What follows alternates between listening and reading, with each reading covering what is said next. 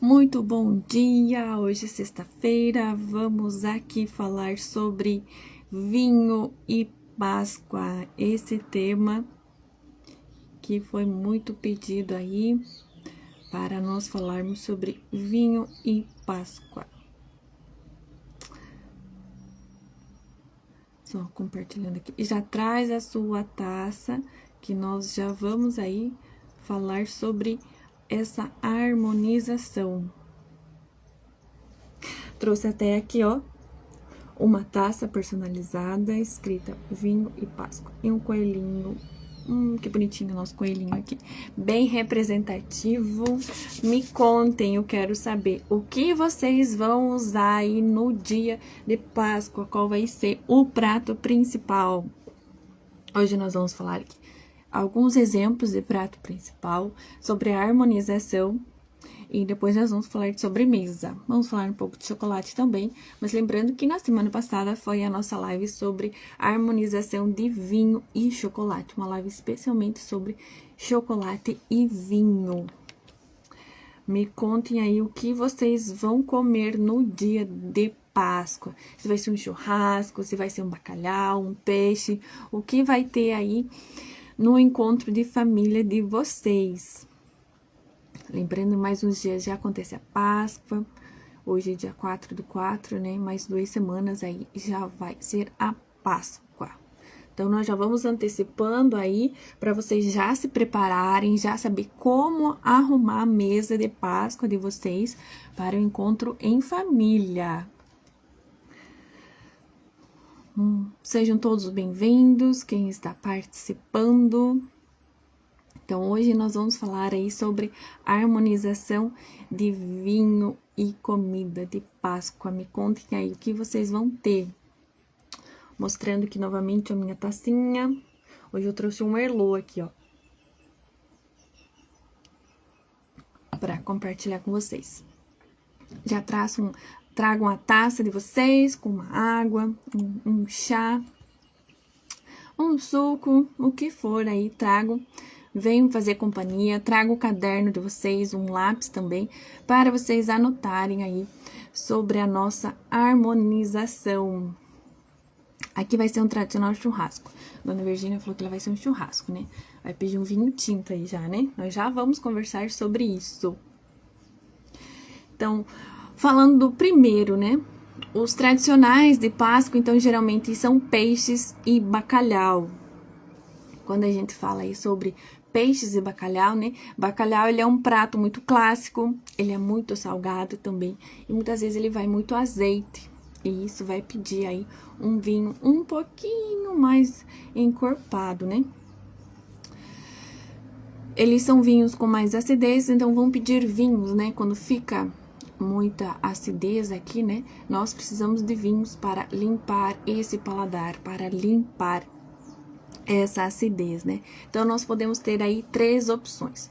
Nós podemos ter aí vinhos brancos, nós podemos usar também vinhos tintos leves e nós podemos usar também espumantes, só que o espumante tem que ser bruto. Então, tem que ser aquele, né, que tem mais borbulha, mais perlage. Dentre dos vinhos brancos, quais são as sugestões aqui? Então, Alvarinho, Chardonnay sem madeira ou um Sauvignon Blanc. Nós aqui na estação, nós temos um Sauvignon Blanc chileno que vai cair muito bem com o bacalhau, porque ele vai acabar limpando aquela acidez que o bacalhau traz. Quando nós falamos também sobre tintos, né? Então, vinhos tintos leves, um Pinot Noir, um Gamay seco, um Rosé seco. Então, são opções que vão cair muito bem com o bacalhau. Pinot Noir ali, né? Vai cair muito bem. Quando nós falamos sobre espumante brut, então, por exemplo, aí, se tiver batata e legumes junto com bacalhau, né, ele vai cair muito bem, porque a acidez ali do espumante, né, vai harmonizar muito bem com a acidez do bacalhau. Porque o bacalhau, ele vai trazer aí um pouquinho mais de acidez, né? Então, o espumante bruto, ele tem uma acidez mais elevada, né? Ele vai ser bem refrescante. Lembrando, né, que nós temos os níveis de temperatura para cada estilo de vinho. É sempre importante acertar esse ponto para que você acerte também na harmonização. Então, um espumante geralmente na casa dos 4 a 6 graus, os rosé branco, né, ali 8 a 10, e os tintos acima dos 12, né? Se for um tinto bem mais encorpado, aí na casa dos 16 graus. Quando você acerta essa temperatura, você acerta também no momento aí da harmonização. Então, hoje nós estamos aqui na nossa live falando sobre... O que aconteceu? Pequenininha quer participar da live, né, pequenininha?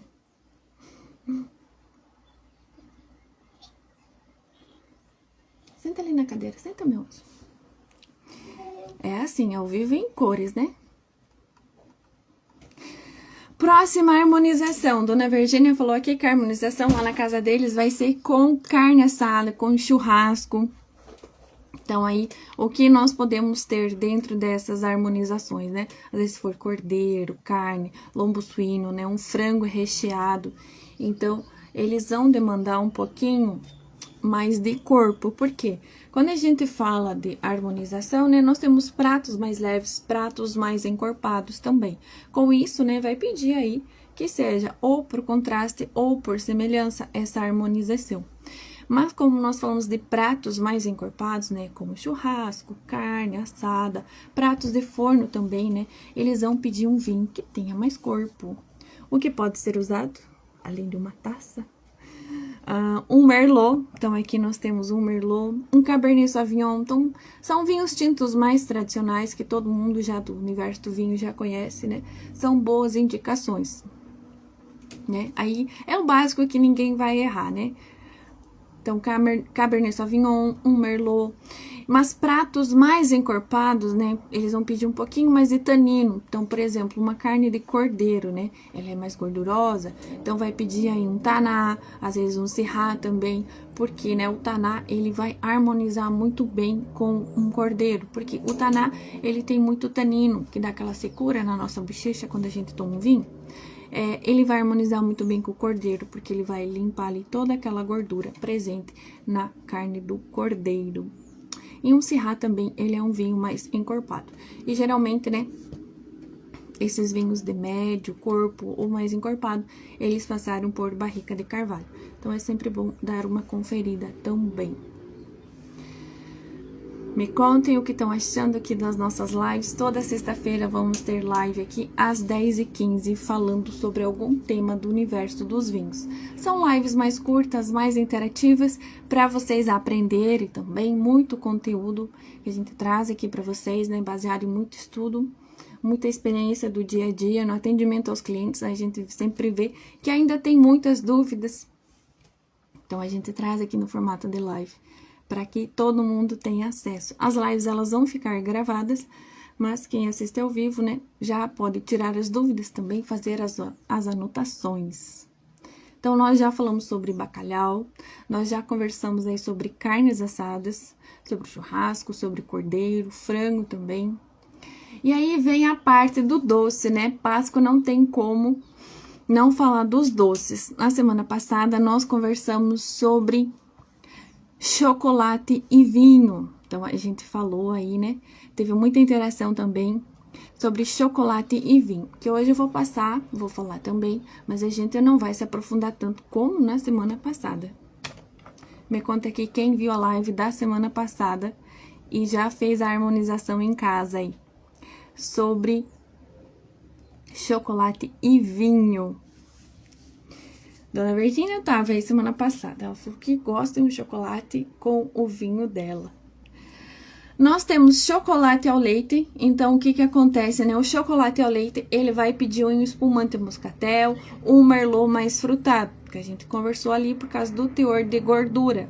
Um chocolate amargo, então, ele vai ter uma maior quantidade de cacau e a doçura dele vai ser reduzida. Então, cacau acima de 65% vão pedir vinhos um pouquinho mais encorpados, né? Uns vinhos tintos mais encorpados. Cabernet, um Malbec, um Taná também. Um Taná cai muito bem aí com um cacau, um chocolate, né? Bem amargo. Nós temos o chocolate branco também. Então, o chocolate branco, ele tem ali a sua doçura. Então, vai cair muito bem com vinhos brancos, né? Uns Riesling, um Torrontés. Nós temos aqui na estação um Torrontés argentino, ó. Bem refrescante. Vai cair muito bem.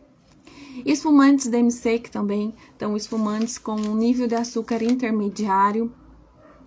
E nós podemos ter também ovos recheados aí com castanhas ou frutas. Lembra que eu conversei com vocês na semana passada, na live?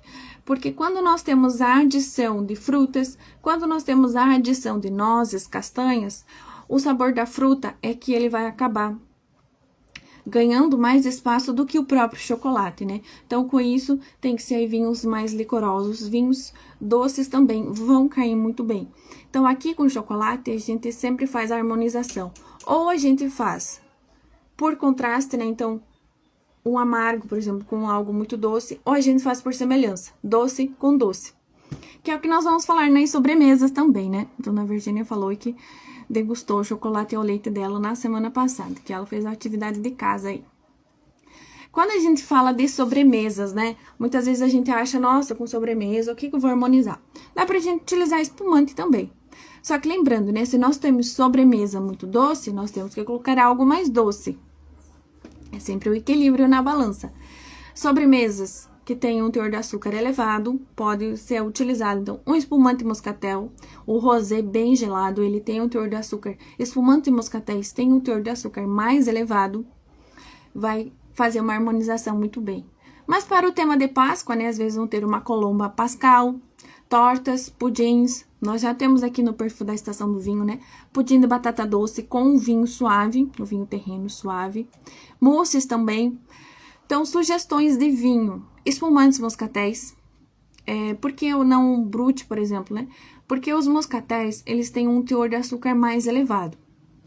Caso vocês tenham sobremesas que são mais cítricas, aí sim você pode usar um vinho com mais acidez, no caso um espumante bruto. Mas se essa sobremesa, em vez de cítrica, ela for mais doce, a recomendação é fazer o uso de espumantes mais doces, os espumantes moscatéis. Ou vinhos de colheita tardia também, só que eles são vinhos mais licorosos, né? Eles vão ter um teor de açúcar bem elevado, mas só que vai dar um contraste, uma semelhança, perdão, muito bom aí com o vinho, uma combinação. E nós temos também aí espumantes demi-sec que pode ser utilizado na recomendação e harmonização de vinhos e sobremesas de Páscoa.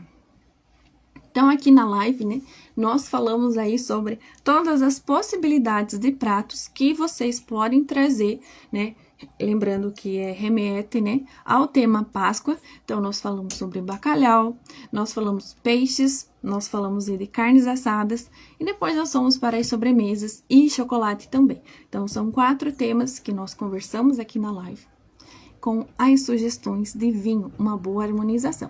Lembrando sempre que nós podemos fazer ou por contraste ou por semelhança. Agora me contem aqui, o que vai ser o prato de vocês nessa Páscoa e o que vocês pretendem de fazer de harmonização. Dona Virgínia falou que lá vai ser churrasco. Seja bem-vinda, Ângela. A Ângela veio aqui, né, nos prestigiar mais uma live. Então, toda sexta-feira nós vamos fazer live aqui na Estação do Vinho e nós sempre vamos trazer um tema do universo dos vinhos. Semana passada foi sobre chocolate, essa semana foi sobre a harmonização aí com comida temática de Páscoa e vinhos. Então, sempre algo relacionado com o universo dos vinhos.